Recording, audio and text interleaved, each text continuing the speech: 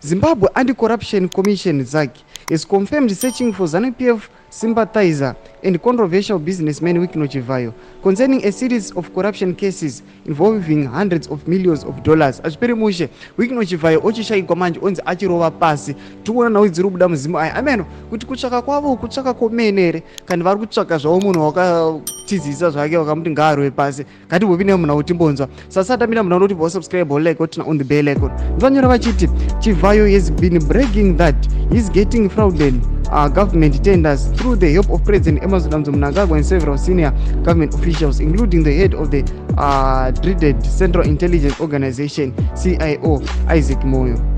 Mike Ureza, the SADC chairperson, told reporters in Harare Monday that they launched a manhunt on Chivhayo. Saka tona kuti Mike Ureza anoita post yake pa Twitter vachiti vakuda kuita manhunt kuda kuhanda vaWikino Chivhayo. Ameno chibotodza kuti Wikino Chivhayo munhu anganzi angahandiwa nyika yeZimbabwe ere muzi angatoshaya kunzi Wikino Chivhayo aripi asi maigara muchingomuona achingofamba achingotenderera achidoneta mari aiwa achisangana pane vanhu achiasociata nevanhu achiasociata nemutungamiri wenyika ozonzi nhasi ava kutsvakiwa anenge aendepi tongori pachena kuti aiwa mukomana akatiza vanhu ndovakamutiza saka chimbotodzai mumafungiro enyu ndoti kuti pamusoro penhau yaWikino Chivhayo akunzi ava kutsvakwa neZANU-PF. Pinda comment section medu mutudze mafungiro enyu aiwa musakanawo subscribe kulike channel tina